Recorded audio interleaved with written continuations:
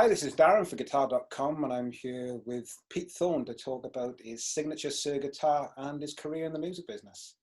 How are you doing, Pete? How's it going? Nice to see you. Thanks for having me.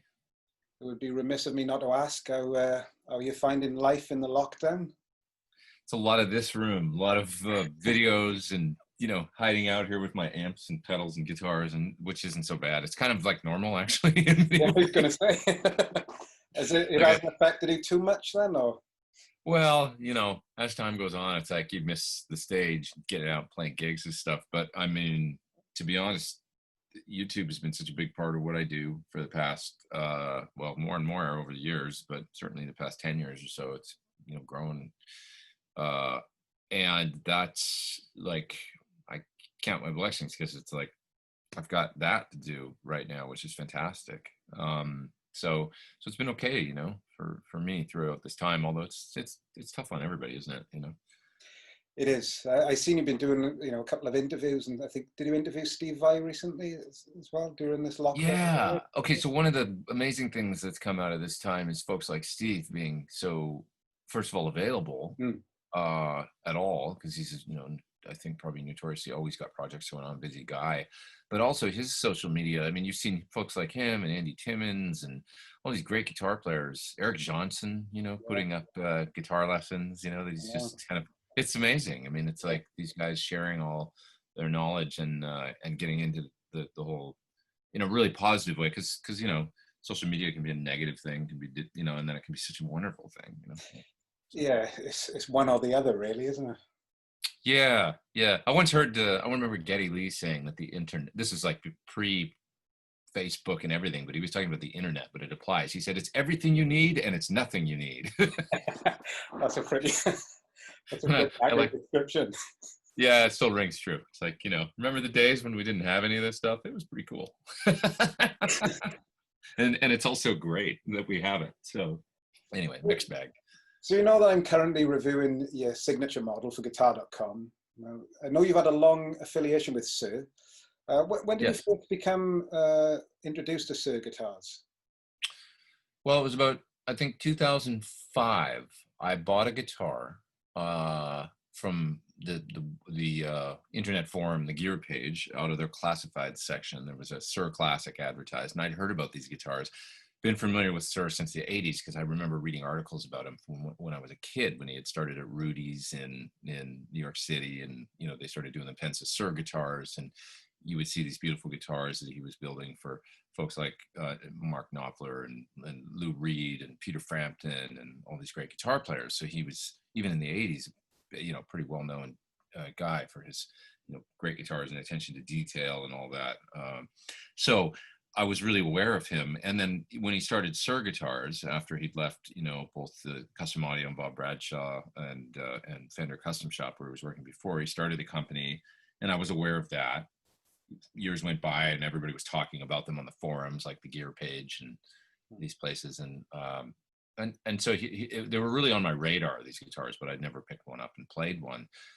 Everybody was talking about them, and I saw this one. It was a good price. I think it was about $1,500 or something. It seemed like it was in really good condition. I liked the color. It was a blue Suhr Classic.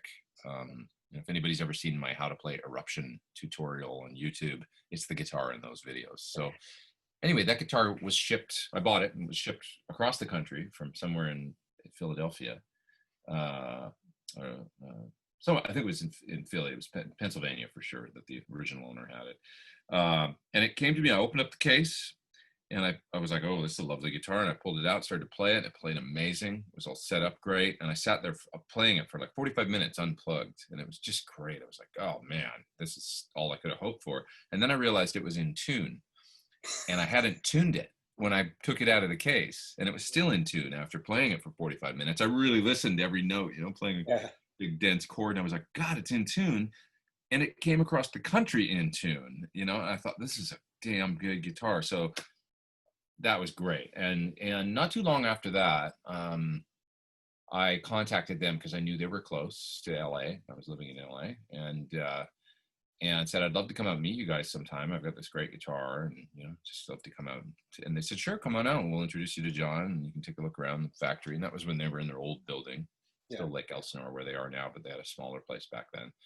And I met him and we just became fast friends. He's a wonderful guy. He's become one of my best friends. And it was his attention to detail and really just obsession over quality. I could tell like he's a very, very bright guy. And his approach to building guitars and the things that were important to him, it resonated with me. So, so that started our association back then. Pretty soon after that, I got one of their Badger 18 amplifiers and then a classic T, and we just kind of went from there. Within a few years, I was playing a version of the OD100 amplifier, which he was still making, the OD100 custom audio amps. And he had made me a custom one with some mods. And I started using that on tour with Chris Cornell. I got in the Chris Cornell gig in 2007. And started using that. And so now I was using the guitars and the amps, and we just kind of went from there. So when did you decide, at what point did John approach you about putting a signature guitar together, or was this something you'd been discussing for a while? Or? Well, they'd avoided doing too many signature models for quite a while, and then they kind of switched course and decided maybe it is something that we should get involved in doing. And you know, I had ordered a guitar. What happened was I went out to the factory. They'd asked me to shoot a video out there for their new Riot Reloaded pedal, which was like a new version of their original Riot distortion pedal. So I said, sure. And I went out there and I didn't bring a guitar. And I just picked something that was out there. They had a guitar that they were doing a limited run out of, and it was called the Mahogany Deluxe. And it was their Suhr standard body shape. All the woods were what you would expect on something like a Les Paul. Yeah. So it was a 25.5 scale, you know, bolt-on neck guitar, but with a mahogany body, with a maple top, rosewood fingerboard, mahogany neck, all that stuff. And it had a flame maple top on it and a really beautiful kind of brown see-through. It was a sunburst, and it had gold hardware.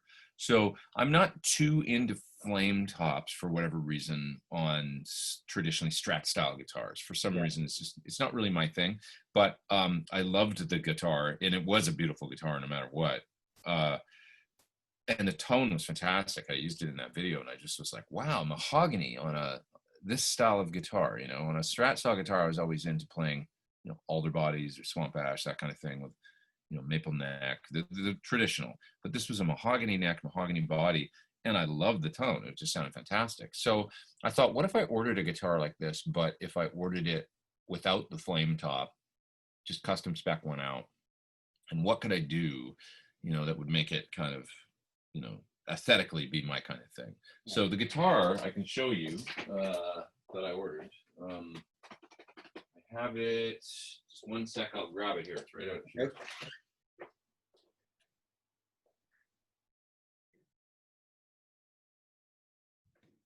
Okay. So the guitar is this one that I ordered. Oh, cool.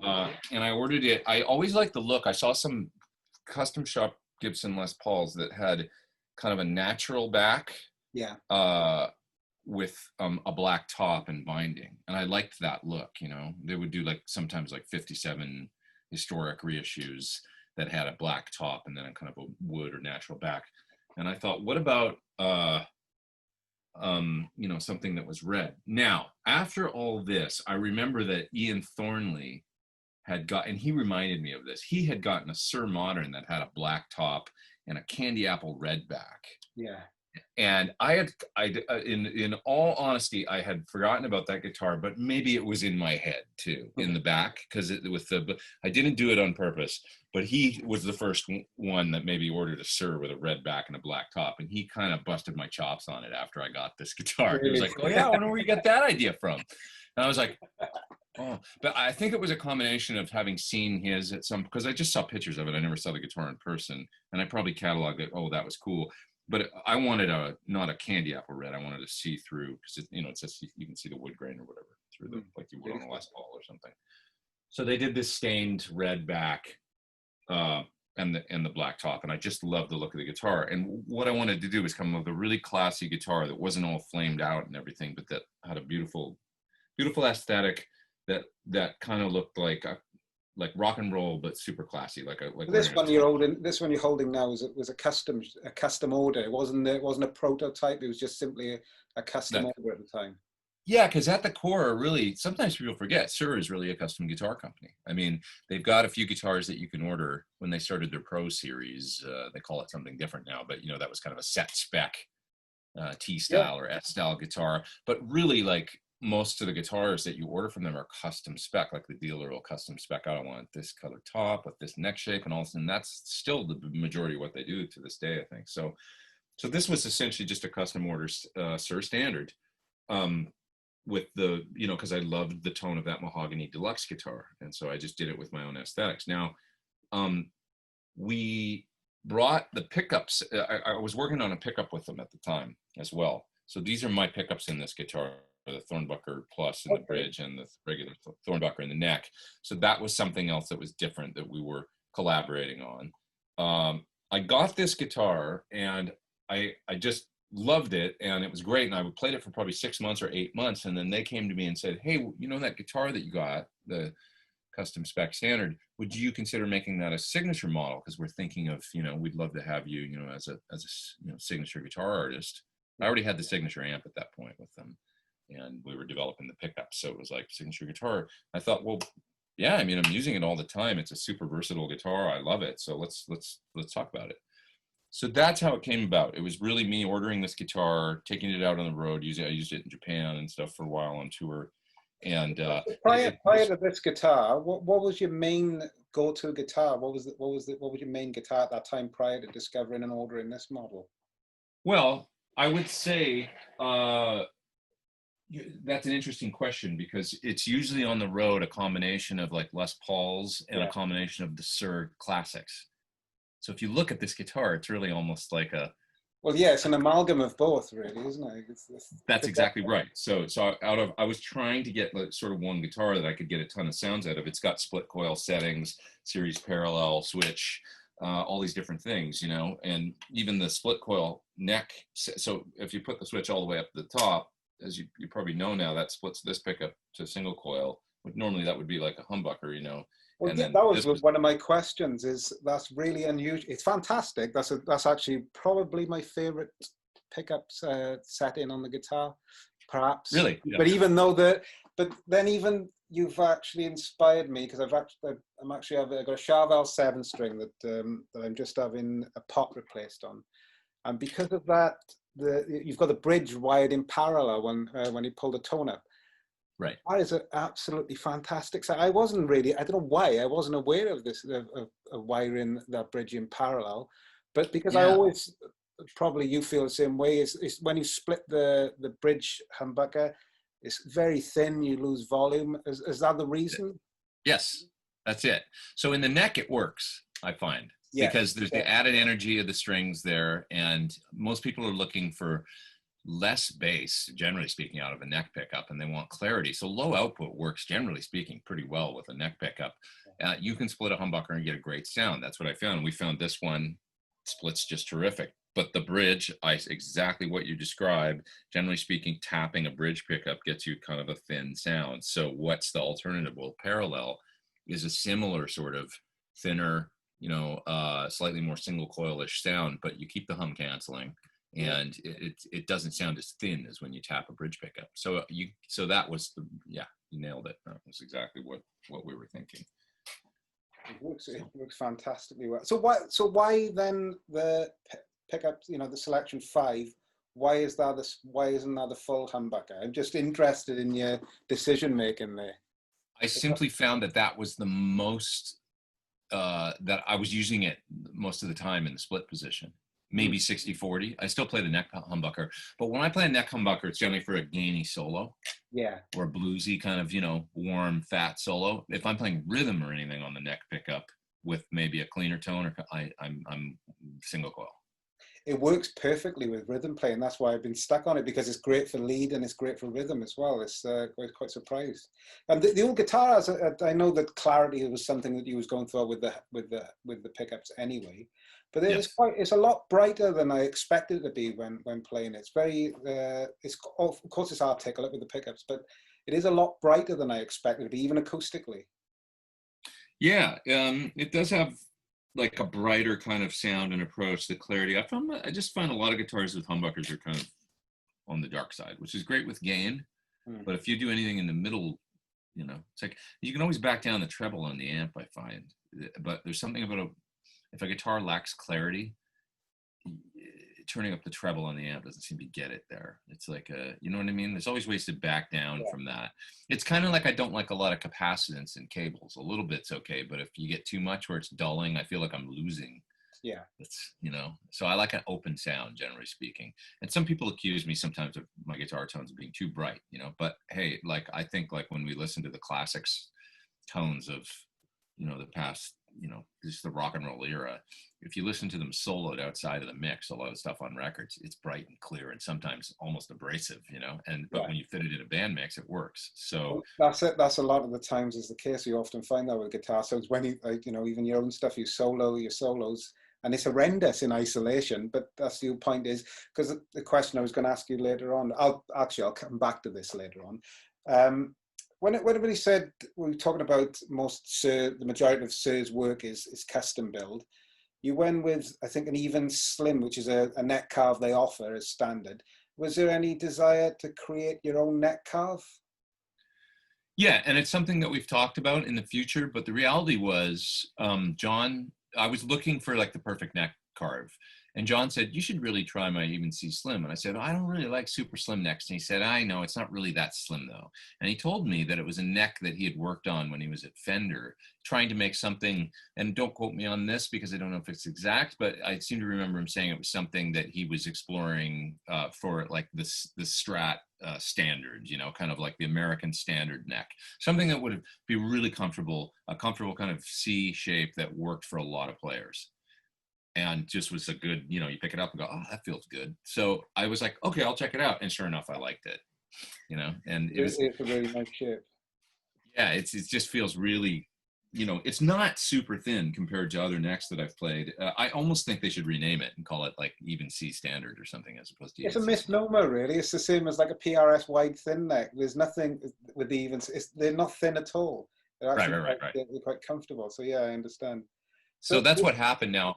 I have explored talking to them about maybe tweaking a little bit down the road. Because I have another guitar that's it's a Green Suhr Classic that I've had for many, many years. It's over there, and it's a terrific guitar, and it's a really similar neck, but it has ever so slightly, almost a little bit of a V to it. It feels like, really slight. It's basically the same neck, it feels like, but almost like it's been sanded a bit in the hand.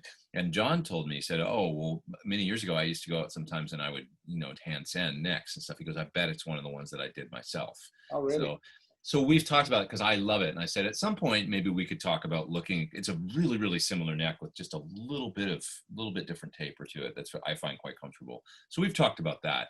But this is just to maybe add at some point down the road to a signature model of mine, something that's a little bit more of a distinction from something that you could order in their regular, that makes it. Yeah.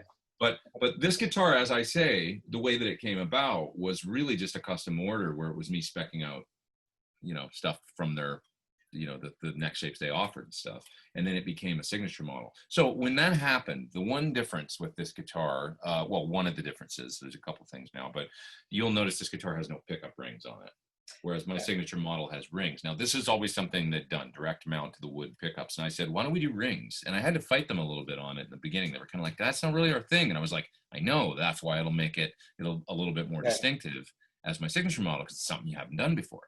Yeah. It'll set it off a little bit from the rest of the line. So they ordered some rings, and then they looked at it and said, it does look pretty cool, And I talked to John about the tonal difference between direct mounting humbuckers or mounting them in rings. And he said, I don't really think it's a thing, that it's not going to, one way or the other, it's not going to suffer tonally if you have them in rings or this. It's more a cosmetic thing. So we added the rings to the guitar. So that's the one thing that you don't see on this one that's different. The other thing is he signed the back of the headstock on this one, and my signature has, my signature was a custom order. Yeah. So this one is truly kind of, and I guess we could consider it, after the fact now, a prototype for what ended up being the signature model. This guitar also has kind of a 6105. I don't know what they call it, but it's more their sort of medium tall fret. And my guitar now has the jumbos, the biggest ones, which I really like, a 6100 size.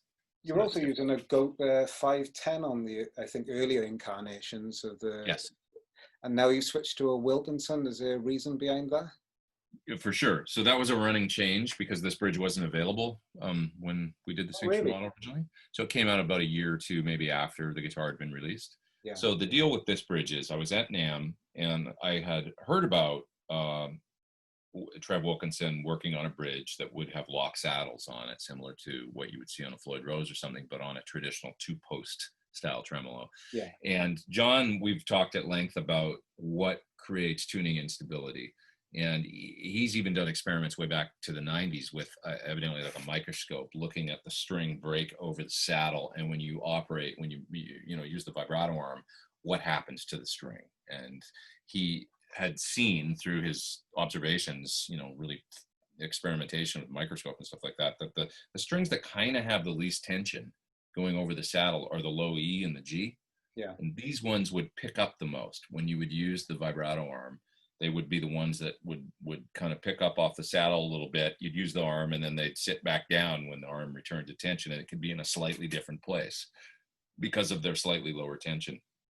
So it made a lot of sense that there was, tuning instability that could arise from just the bridge saddles. Now, if you've got a guitar with a properly cut nut and with, just the right tension going over the nut, downward angle going to the tuners, and the nut is a slippery tusk material or something that provides good tuning stability. This is where we found most of the tuning instability would rise from that phenomenon that John was witnessing with the string lifting a little off the saddle when you would drop the bridge. So Trev designed these saddles that are pretty ingenious. That just have a little Allen screw on the top, and the string breaks over the saddle. Just like a traditional saddle, you'll tune it up, stretch the strings out, get everything set, tune it up, and then lock those Allen screws down, and they just lock the string, much like in a Floyd Rose, how the string would lock, except you've got the string through the back traditionally with a traditional block. You don't cut the ball end. Oh, okay, yeah, that's probably. Well, I go into it. And lo and behold, I tried it. So I saw him at NAMM. Heard that he had this bridge. I think I stopped by the booth. That's what happened. I went by their booth, and Trev wasn't in the booth, but his wife was there. And I saw this bridge sitting there in a case, prototype of the bridge, and it had a little bit of information written out there. And I was like, oh my God, he's done it. He's made a lock saddle for this. So I went up to her and I've got to talk to you about this. And she was like, oh, you're Pete, and yeah, Trev's not here right now, but he'll be back in a few minutes. And I was like, I'm so interested in this bridge. And I'm sure, I've got a signature guitar with Suhr. I'm sure John would love to see it too. And they've known one another for many years. So she said, I'll send him over to the booth if you're going to be there to say hello. And so I went back over to the Suhr booth and I was there for 10, 15 minutes. And then Trev showed up and he had the bridge in his hand. He showed it to us and mentioned it to John. And John said, well, when you're ready, if you can send us one, we'd love to be able to try. And that's where it went from. It was a little while. It was maybe 6 months or something after NAMM until we got one, and we put it on a guitar. When did it become standard on your signature model? Well, it must have been 2018, maybe something like that. I would think, yeah, a couple of years ago now. I had one. I remember the prototype they sent. He sent us a couple, and I took one. John installed it on my blue, my ocean turquoise signature model. Because by then we brought out the gold one, the black one, and then we introduced a new color, ocean turquoise. And that was the one that I remember I got the ocean turquoise one and had it for a couple months. And then we put it came out at that NAMM where Trev showed us the bridge. And then Trev sent us one. We put it on the ocean turquoise one that I have, and I took it home and tried it and within like a few days, I was like, John, this thing's amazing. Totally solves all the tuning instability. They're really similar in feel in my experience, that the 510 to that they look similar apart from the saddles, and they perform practically exactly the same, because that's a reliable trem system anyway, the 510. That's absolutely right. It doesn't feel any different. The arm feels the same, and if anything, I think they sound better. which was this nice surprise. So like on another guitar I have in here, God, I always wonder where all my guitars are. I've got a white Suhr Classic here somewhere, which I could show you. But the white one has a 510 6-screw traditional style plate on it. Right. Okay. And that guitar, I always had a little bit of tuning instability on, like substantial. I was having a really hard time keeping it in tune for whatever reason. Suhr Classic that I have. On that guitar, I installed the new. So they make some retrofit saddles for a bridge like that. So I kept the same plate and everything, and installed the saddles just on that 6-screw bridge. Yeah. And solved 90% of the tuning instability, but it sounded better. Really? Than the traditional bent saddles too. I put it on the guitar, and so I called John. And I said, I think it sounds better now with the saddles, as well as solving all the tuning problems. And John said, I'm hearing that from someone else. He said, I didn't expect, like, this was a nice surprise that the bridge was actually going to be an improvement in tone. So whatever he's doing for the saddles, they sound great. Like whatever they're actually made out of, I don't even know. They look like cast, steel or something. I'm not exactly sure what they're made out of. They sound terrific. And it's just a little bit more work as far as restringing and stuff like that goes. It's just that having to lock the one extra little step. Yeah, did the design of the guitar eventually solve the issues of swapping guitars in gigs? Because I would say that it's probably one of the most versatile instruments I played in terms of sounds. You don't have a drop in volume, etc. So I can see that it covers a wide range of genres, I suppose. Did it solve that problem?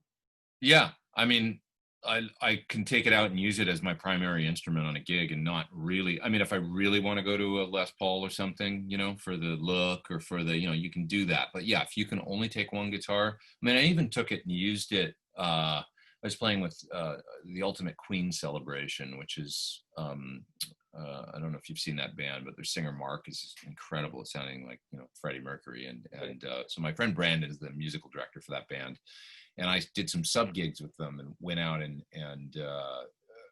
I had to learn 22 Queen songs, and go out and play that music. I did a few gigs with them. On one of them, I played my friend John Shanks's Brian May style guitar, which is terrific. Sounds great and does it great, but it's a little bit of a bear to keep in tune, and it's got this neck that's like an inch thick, and it's just kind of a crazy guitar. So when I did it next time, they said, we don't care what guitar you play, as long as you play the parts great and stuff, what you do. So I said, okay, great, well, I'm going to bring my own guitar. And so I brought my own signature guitar to the next gigs that I did with them, and just played that on the whole night, except for one song, which was Fat Bottom Girls, because it's in drop D. So I had a backup guitar to play that on, because it was a different tuning. Were you tempted to fit a tremolo in your? Have you had any experience of a tremolo? I've tried a tremolo on. I had one on a Suhr T. That's interestingly, it's actually similar woods. It was the first guitar that I ordered from them that had a mahogany body and maple top. It was a T style guitar. Yeah, this is going back 10 years. I actually had one that was, and I still have that guitar. It's a great guitar. It has a tremolo on it. I liked the tremolo. The problem I had with it was the little thumb screws could go missing real easy in the back and the tremolo, and I lost them, and I don't know where they are now. But the one thing I noticed is that it actually seemed to improve the tone when you lock the tremolo. There was this resonance all of a sudden, which I guess makes sense, so that aspect of it I liked, but it was a little finicky for me, so I didn't keep it on my signature. Yeah, I was going to talk about just your musical career, really, because I was going to ask, when did you start playing? When did you have a background? Was your family musicians, or was this something the guitar something you discovered on your own? Yeah, I kind of discovered it on my own. There was not really a musical family that I came from, nothing like that. But there was a kid that moved into my neighborhood that was from out of town. He was a few years older than me, and he moved down the block, a few doors from my house. And he had this huge record collection, and he played keys and a bit of guitar. And so I was a younger kid, and I was kind of, I was like fascinated by this guy a little bit. I guess it could have been somebody that moved in that played basketball or something that I would have been, and then I'd be maybe doing something completely different now, but he was there at the right time for me I didn't have any hobbies or interests that I was super into at 10 years old. music became my thing, because this guy, I found it really interesting. He had his massive record collection, and he would play me the Beatles and Van Morrison and the Who and like all this great music.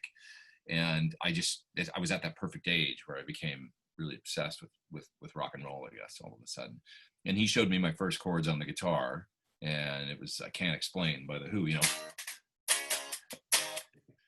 and it was easy enough that I could do it within the first hour of me playing. It sounded like the song, and I loved the Who, and it was like, whoa, and that was it. I was hooked. So was that's that how your guitar? Was that your guitar or his guitar?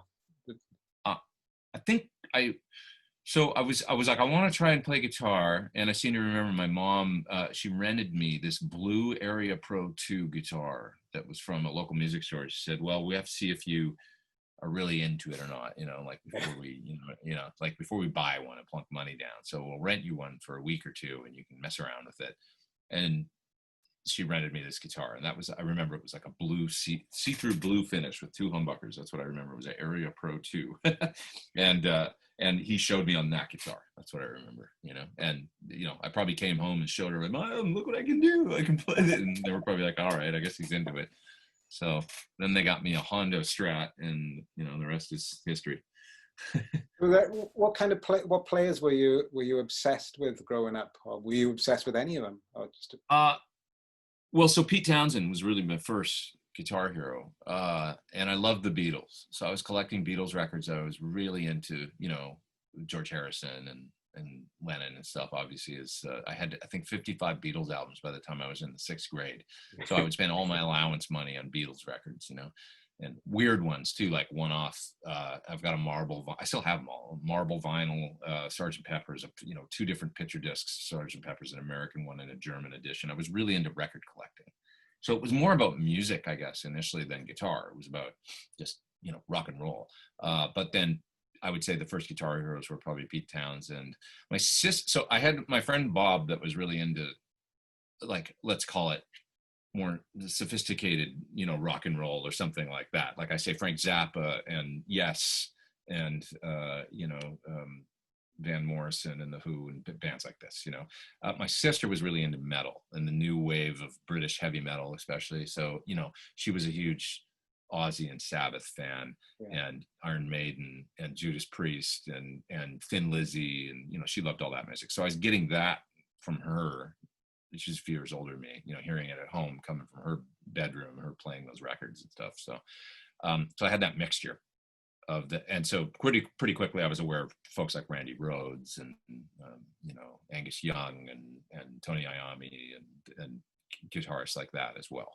So I got into that. Probably within a year or two of picking up the guitar, I was leaning towards that kind of heavier sound, into those guitarists and those bands. So. Did you ever start any bands then, or were you?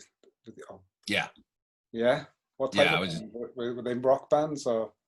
Yeah, I mean, I had a rock band by the time I was probably 11 or 11 and a half. I was playing in a band, and I had a little Trainer 10-watt amp and a Boss overdrive and a weird chorus pedal, Arian or some kind of chorus. I can't remember exactly, but that was my rig. And my Honda Strat, and I was, local kids in the neighborhood. My friend Evan had a drum kit, and there was a guy named Alan Boyd who still does music, and he lives in the UK now, and he's a music producer. He was playing bass in our band, and that was my first band. We used to play like, songs that we could learn that were easy enough, like by The Clash and stuff. I can remember practicing "Should I Stay or Should I Go" for like, we'd get to the middle and screw up and then start again. I don't ever think we got all the way through the song, but we had a little band that we would. It's still time. Yeah. So at what age, or was it at any point you thought that you thought music could become a vocation? Did you ever harbor any desire to make it in a band, or was he more serious? Because I know that you went to the Musicians Institute in LA. Was there any intention to become a musician, or make it in a band, or a pro? Always, yeah. From pretty much the beginning of when it was like, this is my thing. This is what I want to do. Like, I have a clear memory of being 14. I had ordered away for the Musicians Institute catalog, which came in the mail. and I was flipping through it, and you'd see these pictures of folks like Frank Gambale and Jeff Berlin jamming with Eddie Van Halen, and at a special night there, or these different photos. Paul Gilbert was becoming a really big deal when he went there, and it was like, this is where I have to go. Obviously, this is where I belong, and this catalog was like, addictive reading this thing for me. So I remember being 14 and reading it home from school for lunch one day and just flipping through it and saying to my mom, like, I'm going to go to this school. This is what I want to do. I want to go here. And she was like, well, if that's what you want to do, I think that's what you should do. But I was so young, but it was almost like that naive, like, focus.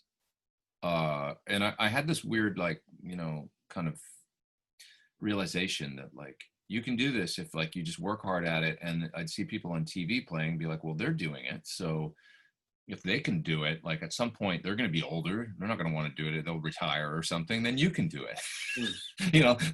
They'll need to be, and it was like really that naive kind of focus. Yeah, it was really that silly, but that got me through.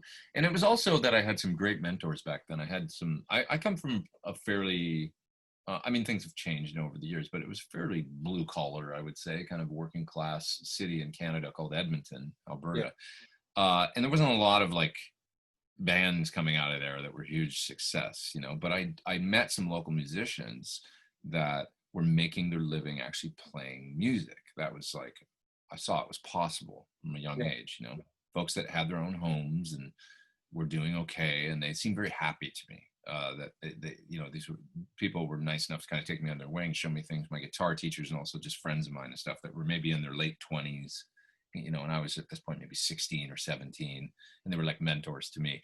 And I saw these guys, like, doing well, they seemed happy, and my dad was an amazing guy, but he was working hard in business, and he seemed serious to me a lot, and he was a happy guy, but it wasn't necessarily surrounding his work. I didn't think it was like he seemed like it was a stressful environment. My musician friends, that wasn't what was going on there. As they didn't have as much money, they didn't have as much monetary success maybe, but it seems to me they were very content and happy doing and what that's they what loved. appealed to you. That's what appealed to you. Yeah, I could see that was like, well, that seems like a good way to spend my time, doing what I love. Like, and it was that, do what you love and you'll never work a day in your life thing, right? So I had good role models and mentors for that, and I could see that from an early point. And so that was part of my whole decision. Like, I want to go to LA, I want to play guitar, this is what I want to do. I knew that my friend, as well, I knew that my friends that were in my hometown doing it, that there was a limit to there was no internet at this point. So it was like, how far can you get without getting out of a city like Edmonton? You can kind of be anywhere now. The world's changed. You can be anywhere and get discovered on Instagram or something, But back then that wasn't really the case. It was like, I'm going to have to move to a music center and meet people to, get to the next level. So that was part of my decision as well. So how old was you at that time when you moved to LA? 19. So that must be quite upheaval, moving from, I think, Edmonton, that's what, in Canada, to LA. Yeah, I grew up fairly well-to-do, and kind of like in a, I would say like upper middle class household, and I went from having a great big room in a great big house and stuff where I pretty much had the run of the basement to myself, to moving into a 1-bedroom apartment, really? Kind of on the Burbank Hollywood border, with 3 guys. I shared a room. I slept on the floor for the next 2 years. Really? I had a futon, no furniture. I think I had a kitchen table. I bought a kitchenette set for $50 or something, But I was happy. Yeah, that's dedication, to say the least. Yeah. Well, it was, I had to, there was a lot of hard like, how am I going to make this work?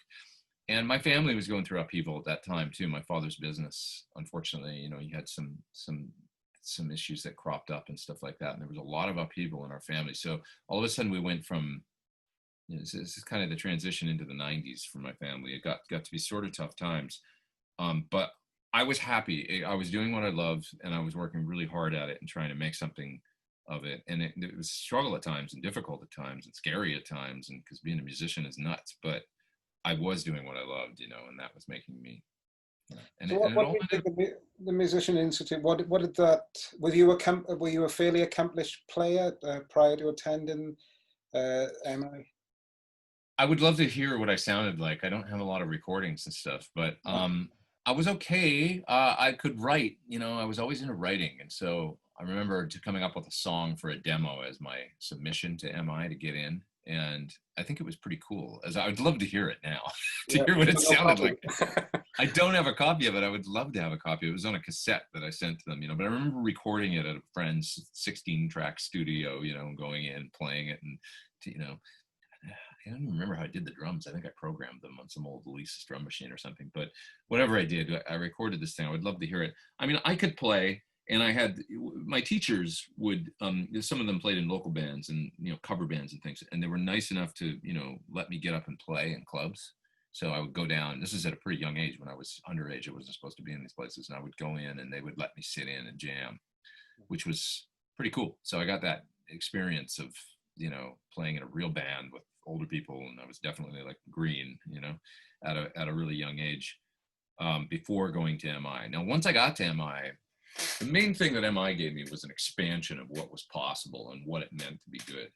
It was a very, I don't want to say it was a competitive environment, but there was just so many great musicians from all over the world, and the teachers there and the instructors. I learned a lot about, it just ups your game, ups your perception of what being a pro is, and then I kind of went from there, but it was also an explosion, keep in mind at that time of guitar. I mean, the mid to late 80s, you had folks like Steve Vai and Joe Satriani, and certainly Eddie Van Halen, and that whole explosion of players that were, and I was working on all that stuff. So I was going to ask, is that the kind of styles that you were trying to master at the time, or was it just because I know that the Musicians Institute, and it was the same. I attended part time in the London's Guitar Institute, and they open my ears up to different types of music. Because I went there, I remember just thinking I want to learn how to play faster and faster and faster, and then I came from there having a fantastic appreciation of all the different guitar styles and what it means to be a musician. Is that sort of was that your experience or not? Yeah, like a little bit of that, and then also the real, because I sort of thought maybe I was actually going to come out being some sort of at least decent, or or really competent in a whole bunch of different styles, and that actually didn't happen. I had a pretty wide appreciation of styles, but when I came out, what I realized was you've got your thing that you do, which is you're a rock and roll guitar player. You're not a fusion guitar player. You're not a country guitar player. You resonate. What resonates with you is rock and roll, and that meant rock, pop, metal. Like all those styles. But it was really everything from, for me it'd be like the Pretenders and Johnny Marr and like I say, Pete Townsend or something, through to full on metal. That was the stuff that resonated with me. It was like pop, rock.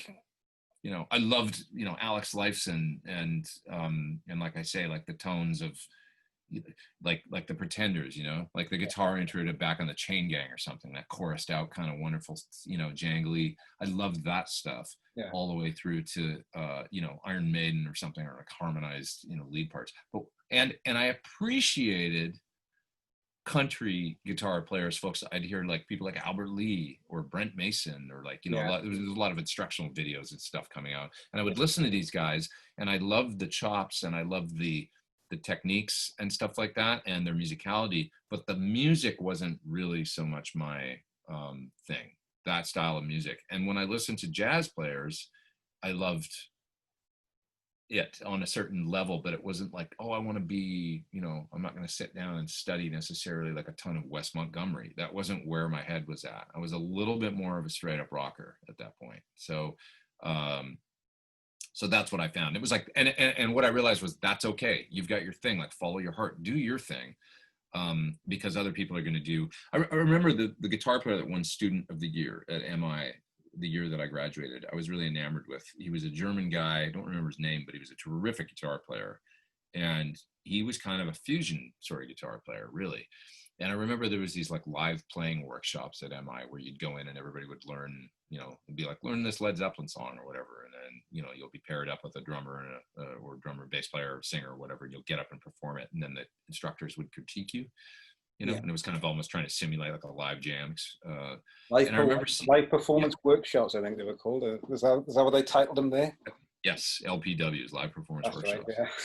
So I remember seeing this guy at one of them, the fellow from Germany, and he was playing, and I'd seen him play many times, kind of in his style, you know, and then he was playing this rock song, and I don't remember what it was, the song, but it was probably Zeppelin or AC/DC or something. And I saw him play, and I was like,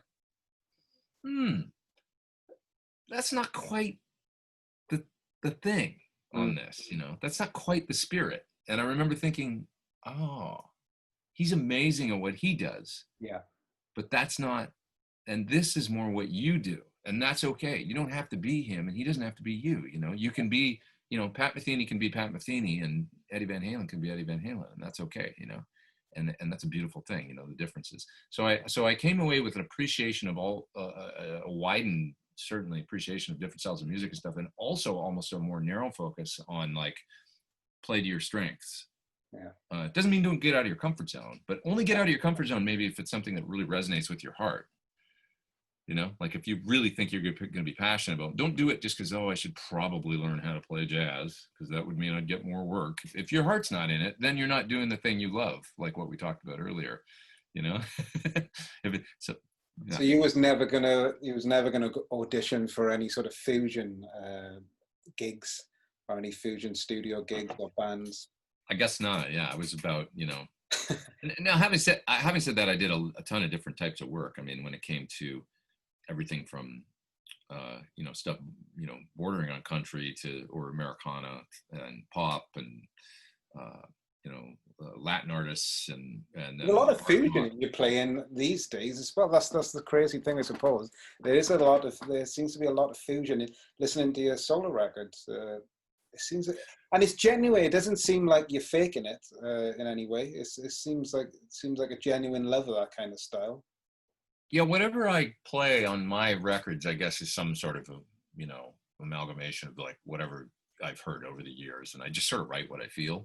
My whole approach to my solo records is really like, I'm going to play exactly what I want to play. I'm not going to try and like, you know, fit into any category, or I'm just, if I want to write a more mellow kind of, you know, I want to put an acoustic song that's kind of uplifting or something, I'll do that. And the next track could be full on dark down-tuned metal or something. Yeah. That's just, yeah.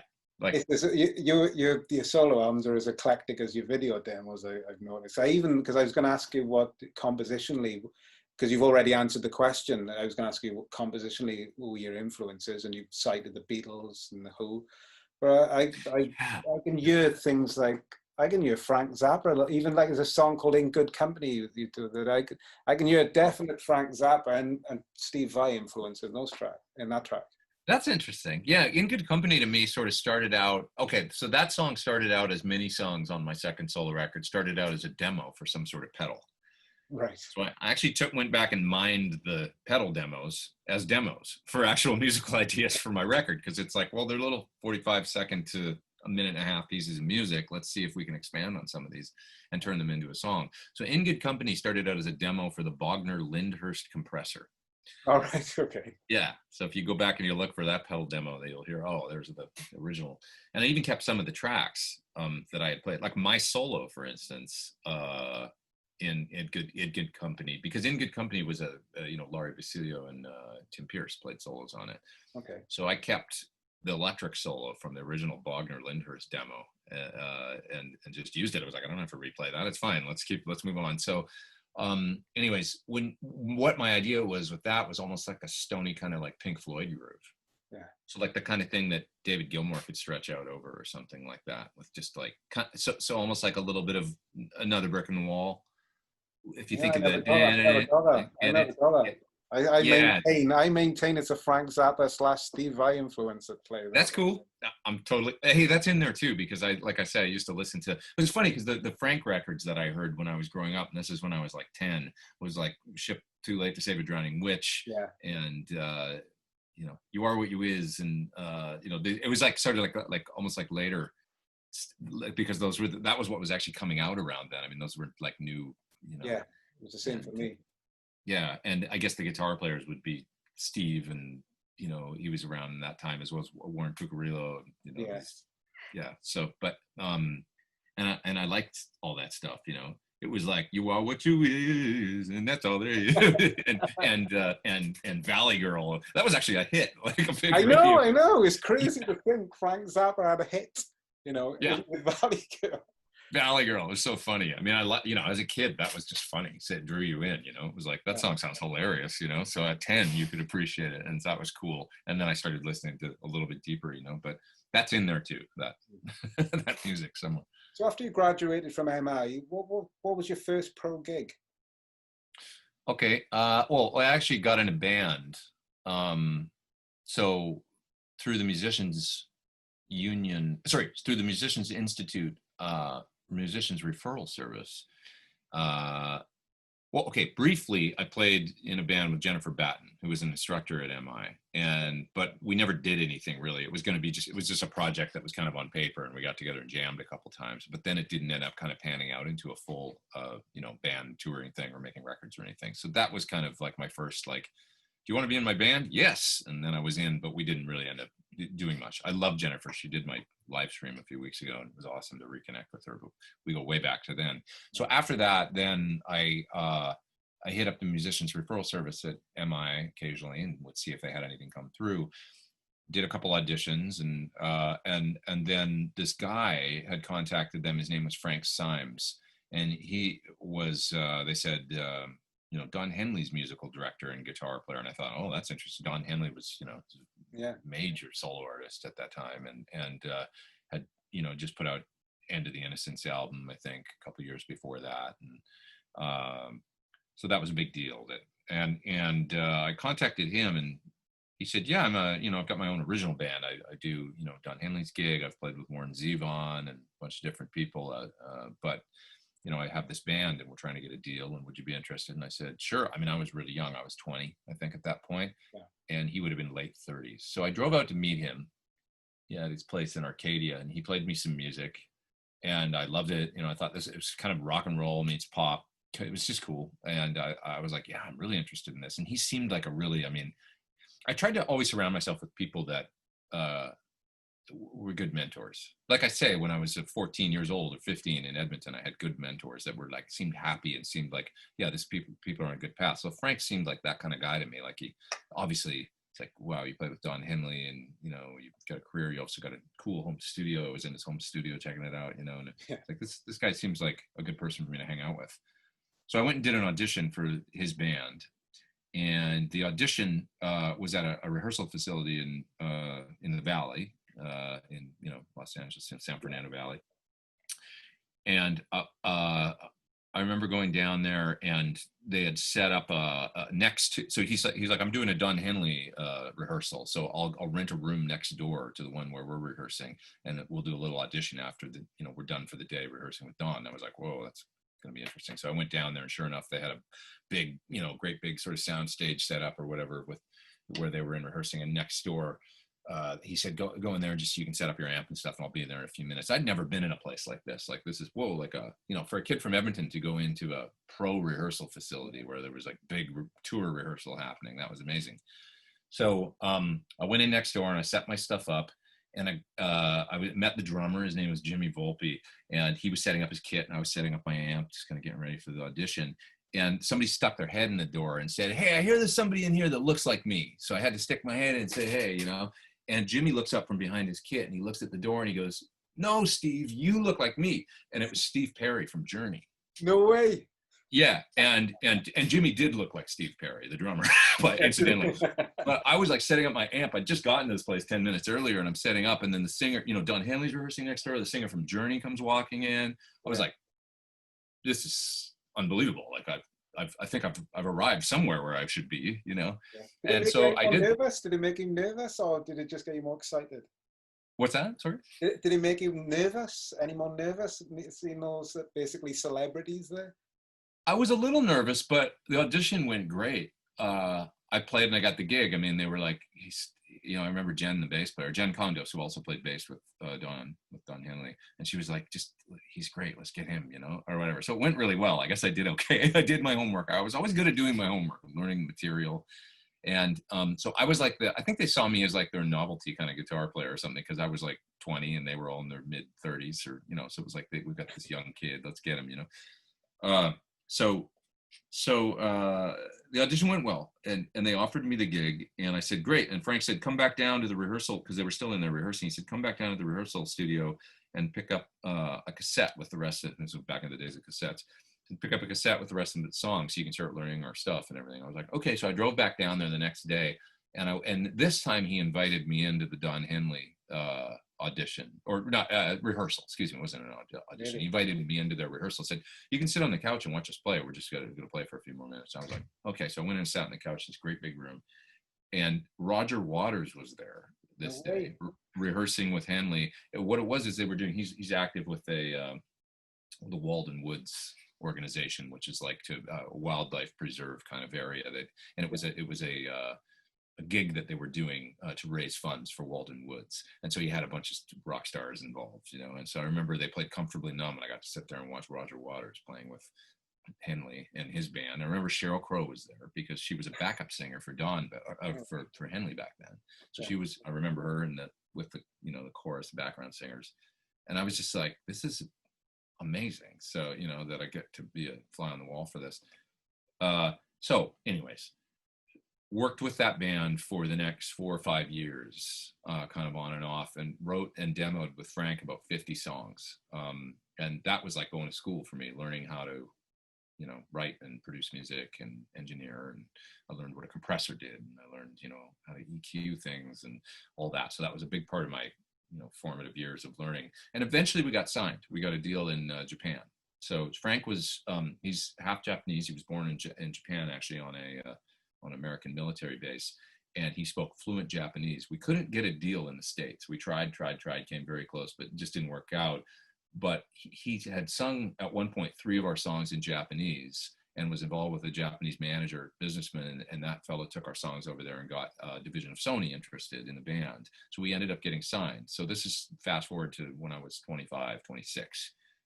So I worked all those years in that band. That was my first gig, really. And that was my first foray into becoming a professional musician. We got a deal, and they actually wanted the band to be the producers of the record because they liked our demos. So I was also the producer on the album.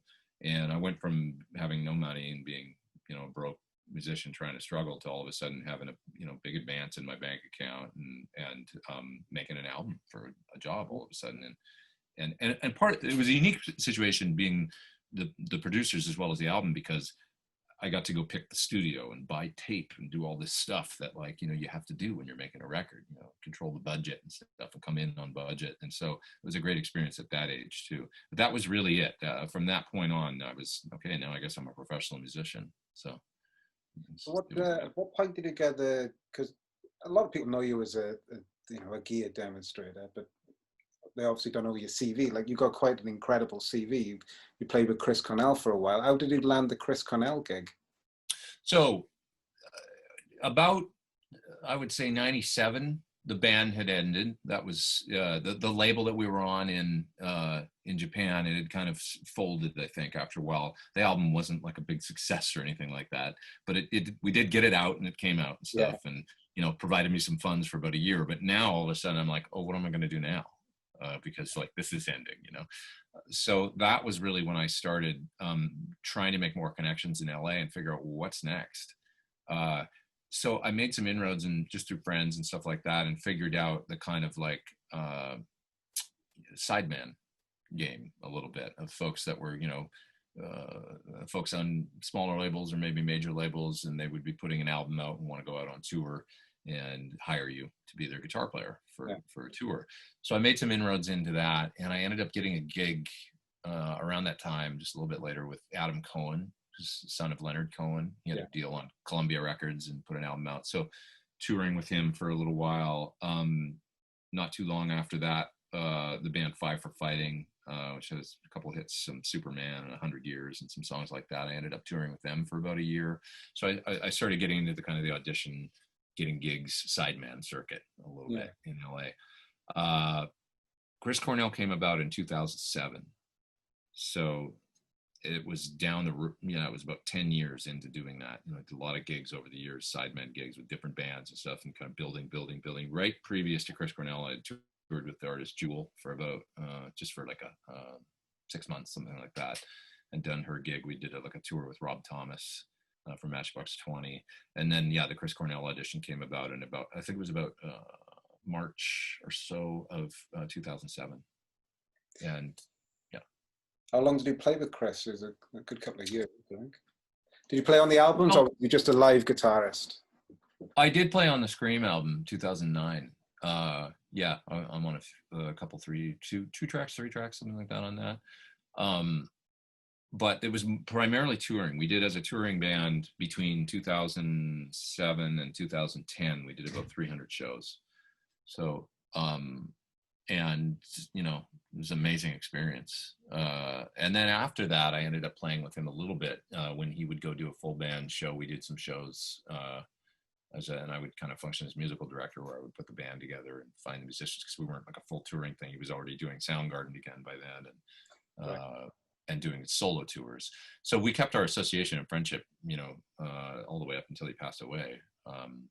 And I was always, tight with him. I mean, as a matter of fact, he had ended up beginning to use the, Suhr amps and things on the last Soundgarden tour. He had a couple PT100s out. Really?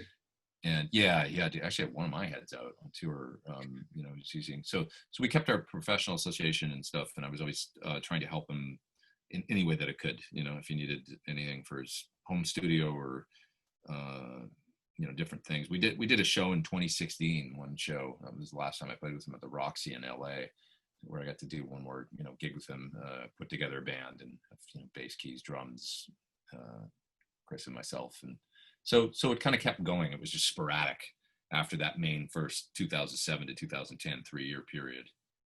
Were you a fan of Soundgarden before? Were you a fan of Soundgarden? Yeah, I mean, I loved Chris, and I loved, Audioslave and Temple, and, but as with most gigs that you do, you become a bigger fan when you start working with the people, because you get a little deeper into the music. Yeah. So then I really became a fan.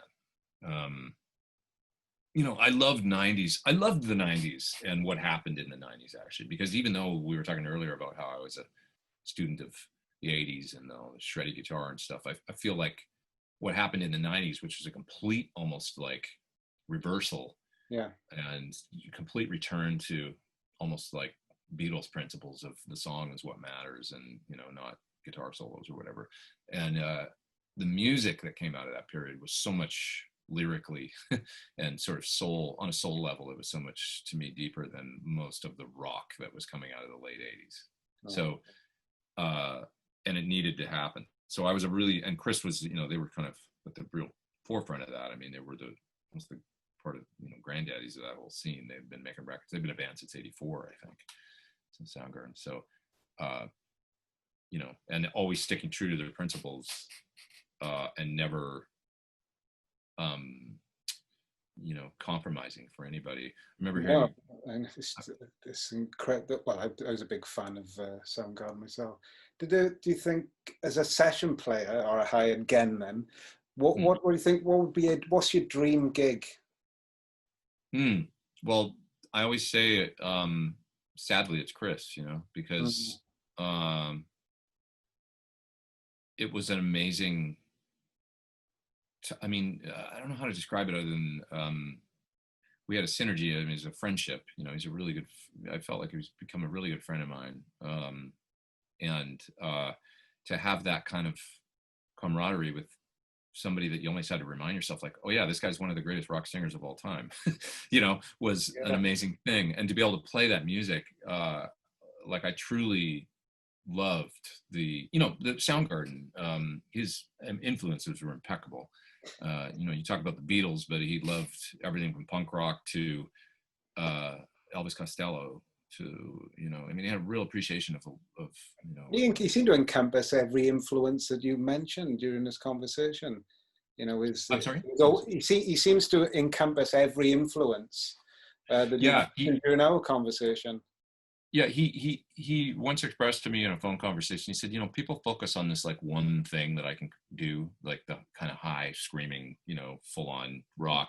Then and they really love that, and they love that when I do that over and over again. But he's like, it's a little frustrating because it's not all I'm about. And I think we saw that with his you know, he was always trying to push boundaries and do different things, you know, whether it was like the Scream album or the you know, then probably more successfully with the Higher Truth, and going kind of more down that acoustic Yeah. you know, singer songwriter path. And you know, he was really wonderful at it. And that's maybe the saddest thing, you know, because we just don't know the potential there, at least from the art perspective, where he was going to go. He kind of had it all going on when he unfortunately left. You know, there was Soundgarden. He had just done an Audio Slave reunion earlier that year. You know, in January they got together, done a show. He had his super successful solo career where he could go out and seemingly, you know, sell out Royal Albert Hall and do, you know, all by himself or with his cellist. You know, he could go out and do that. He had it all kind of conquered. You know, it seemed like. As you mentioned, you know, that he was known for having such an incredible range, and that's why he was, I suppose, able to do a wide variety of music. I don't think people, I hope that people do appreciate that he's probably one of the most gifted songwriters that ever existed, because even like as a big fan of Soundgarden, no one really appreciates just how complicated. If you yourself, you break down those songs, they're the most incredibly complicated songs. Until you start playing them, until you start learning those songs, you realize, Jesus Christ, how did he manage to come up with these and make it sound so simple? Because you break it down, you know, it's incredibly complex. I'm so glad you pointed that out, because it's when you listen to something like 4th of July and how there's that sludgy, dirty, dirgy thing with the bass kind of anti what you would think the bass would play over that sludgy guitar riff. And it's just like, and then he comes in singing and he ties it all up with this gorgeous friggin' melody that's just like, how did you do that? How did you make that melody over that and that Soundgarden? And, you know, there's songs like Zero Chance. It's a beautiful one that's kind of an album cut off of Down on the Upside, but it's one of my favorite songs by them. It's so melancholy.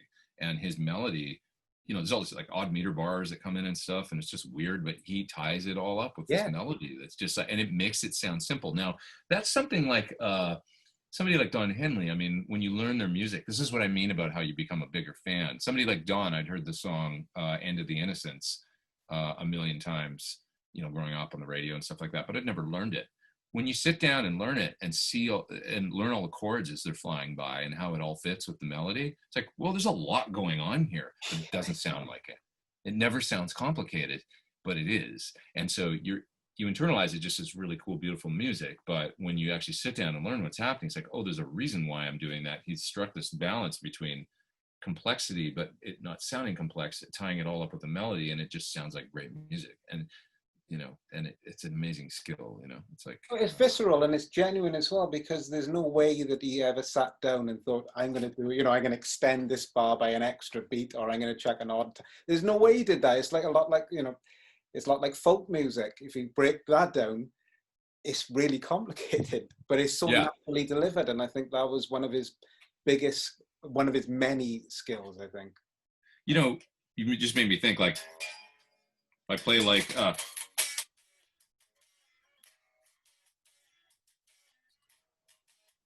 whatever, the Van Halen, you know, on Unchained. I'm not playing it quite right, but nonstop taco, what a rocker, blue eye, murder in it. Okay, so that whole thing, like the B section of Unchained, Roth was good at it too. We got to give David Roth props, because he could take some of Van Halen's crazy musical, you know, wild stuff and tie it all up with some really cool melodies that were like, and it totally makes sense. And it's like, how did you do that with that? Because it's like prog going on underneath this vocal that sounds like party rock. Yeah, I agree. Yeah, genius, you know. So some of these guys are, amazing, you know. No, I agree. How did you get into the old YouTube demonstrator thing?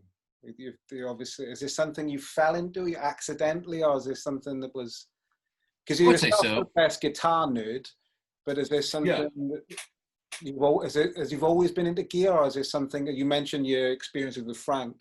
and being introduced into a studio and things like that. Is that when you started to perhaps get into the gear side of music? Yeah. Well, early on. I mean, I worked in music shops a lot, and I was always interested in the equipment. Yeah. So for whatever reason, some guys like were drawn to the, if it's golf you're into golf clubs and trying different golf balls, and whether the graphite shafts are better than the, whatever, all the different stuff. The nuts and the bolts of it is kind of fun, So, and I was always into that, like, a bit of a gearhead.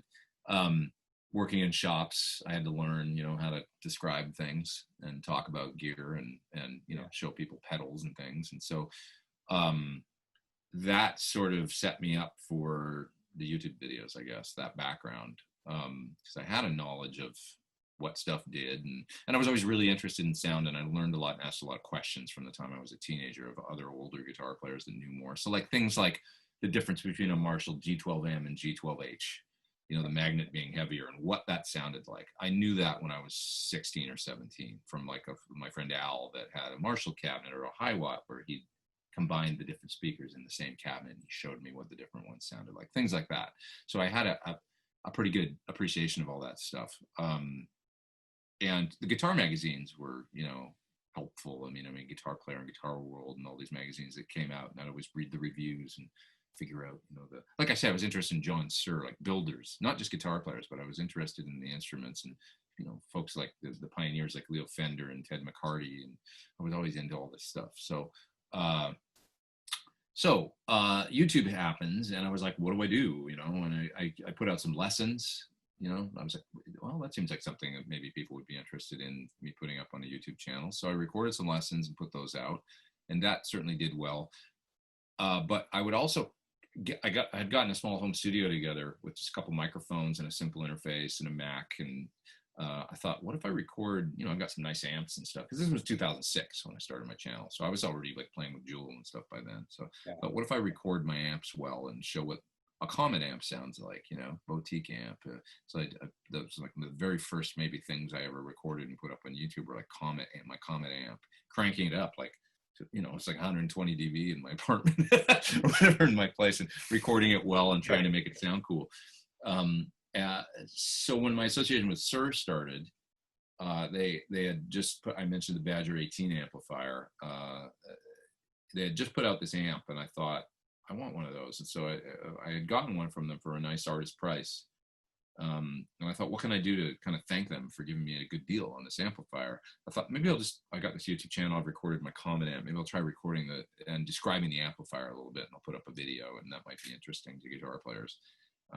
Thought it's a boutique amp, kind of expensive, not real inexpensive. So maybe it would be helpful for somebody if they are interested in one, but it's a lot of money to plunk down, and maybe they can't try it in person. They got to mail order it because they're not in every Guitar Center. So I set up a ribbon mic and a 57 on the amp and played some few, like ZZ Top and Rebel Rebel by Bowie and like some simple rock riffs, and just showed all the controls on the amp and talked about it a little bit. Right. Put the video out, and a couple months went by, and a guy that worked at the company contacted me and said, hey, we really want to thank you for that video you put out. Our dealers have been telling us it's been really helpful, like, and people have been watching it, and we sold the whole first run of amps. They sold 200 amps. So, and he said, we got to, give you some credit for that, because it's been helpful, I guess, and a little light bulb went off in my head where I was like, oh, well, there might be something to this. And that's really how it started. It was the success of that first video.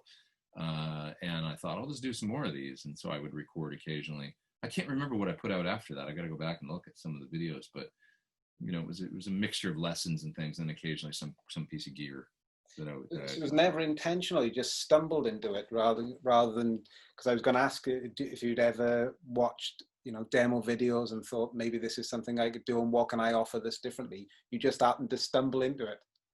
Yeah. Well, it seemed like YouTube was so the Wild West back then. It almost still is. It's like, I feel the same. If you've got an idea, like what would be different that I don't see a lot of that I could do?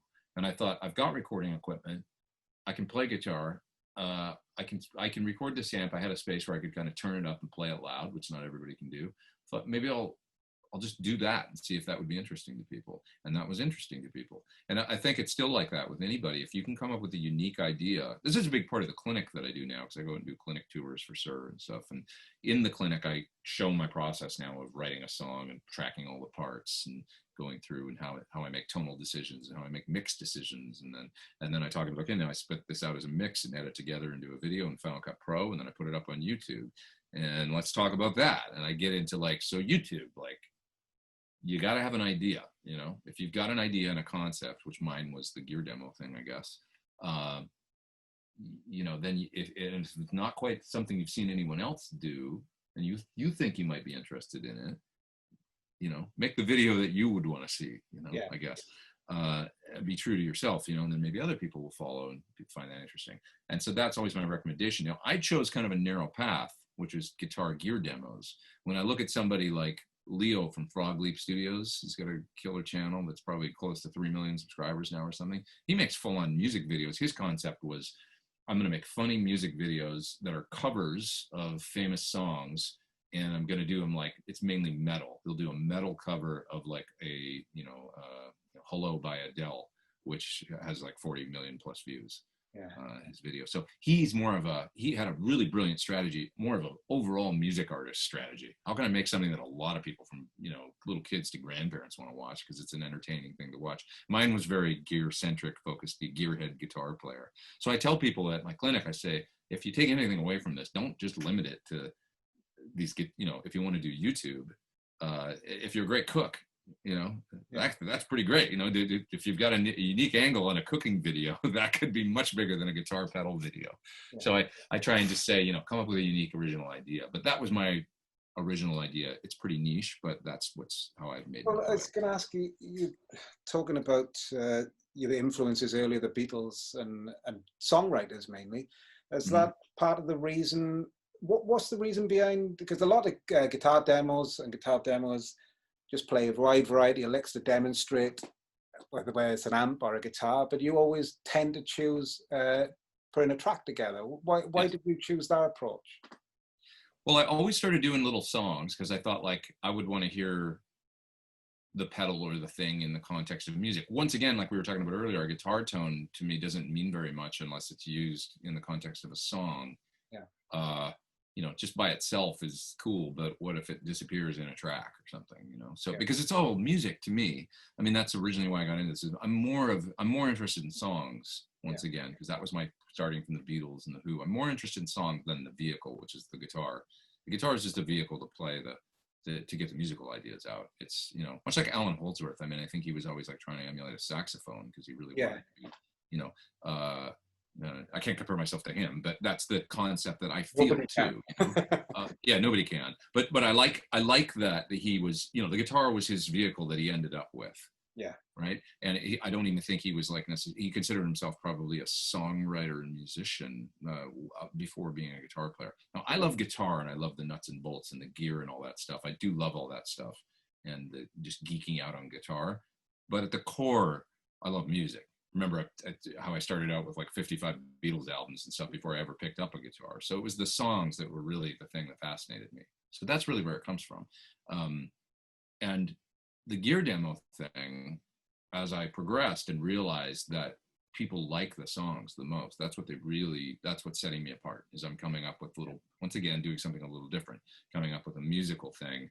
Has, you know, there's some other people that do that, that are out there, but it's a handful. I feel like, of the gear demo guys. So for me, because that is something that people like and see, it's, you know, resonates with people. It's like, you mean I get to just write little songs, like, and that's my job? Like, I just get to be a songwriter. Yeah. That's the dream, right? Like, that's what I've always wanted. So it's like, and to me, it's YouTube is nothing more than a music delivery service for us musicians. You know, it's exactly like people used to go to the record store to buy new music or watch MTV or whatever they used to do to hear a song. Now they're watching a gear demo. It doesn't matter to me. And so it's like, well, I'm sort of like almost like fooling people. Like, you know, it's like, yes, I talk about the gear and it's about gear and I use the gear as a catalyst to develop a sound or a group of sounds within a video. and then that's my thing. But that almost gives me like this little framework to work within. Right now, I'm staring at a Boss modulation pedal I've got sitting here that I'm making a video for. It's a multi-modulation with phaser and chorus and univibe and all that stuff in it. And so I'll plug that in and go, okay, so this is my parameters for today. I need to write a song that is chorusing, rotary, phasing, vibrato, maybe show all these different things. That gives me a fun little, it's almost like a painter with a certain, your palette, and you've got like your colors all set up ready. I'm gonna pastels today or whatever. Or maybe the next day, maybe it's just black and white or whatever you're doing. You give yourself this little framework to start with, and then that's a neat way to kind of, and I sort of forget about the video at that point. It's like all I need to do is write. You think your approach is also sort of like a tacit reminder of that? Look, this is just gear, and the object is to make music with gear. That's it. Yeah, the object. This stuff is supposed to be to make really cool songs that people are like, oh, I love that song. That's the whole thing. I mean, that's why I got into it, and that's why I think most of us did, was the music that turned us on whenever you're in that age when you're 10 to 14 years old, and you're in that stage where you're like, oh my god, like where you're. And that for me, it was the Beatles and the Who and all that stuff, and I still try and keep that flame, but it really is that's the whole the purpose for all this stuff, is they're just tools for beautiful songs, hopefully. So that's been my, and it's like, I'm still excited. I was thinking about it this morning when I was getting up and like, getting ready, you're like brushing your teeth or whatever. And I'm like, I'm still so stoked to go to work. Like, I just want to go to work and plug in a piece of gear and play. And it's like, once again, it's that thing from being 14 where it's just like, I'm just excited to go, I'll never work a day in my life if I'm doing what's fun. So I've tried to keep it fun. If it's not fun, then it's drudgery for me. If it's like, I'll give you an example of another type of, I can say this without putting words in his mouth, I think, because people appreciate it. But like, I was talking to John Suhr a while ago, and he was sort of saying to me, like, many times there's a push to make things cheaper, build things overseas, gear and stuff like that. Well, his art, his songwriting is design.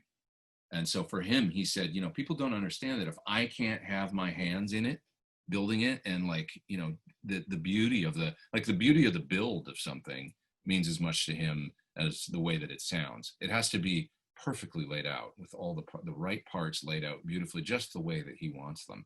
And so that artistry, that's what he loves to do. And that's why that translates into gear that sounds great, works great, is reliable, all that great stuff. So when somebody says, why don't you just make stuff overseas, like design it and then have, circuit boards stuffed overseas or whatever. He's like, yeah, you could probably make something that would actually sound good and turn out good. That's the further, he's like, I might as well work at the bank, because it's like, that's not why I'm in it. I'm in it for the art of like that. And that's like me with my songs or whatever, or me playing, I'm in it for that, the art. So if I'm doing something and I'm not stoked on the, getting out in the weeds a little bit here, but you know what I'm saying? It's like, it's got to be that, like me make that thing of like sitting in front of the speakers and you come up, oh, that's a great tone, and that inspires a part, and then you lay it down and you now can go here, and you're like painting and throwing things at the, that's the fun part for me, and that's what it's always been. So, Well, that seems like a perfect place to end this interview.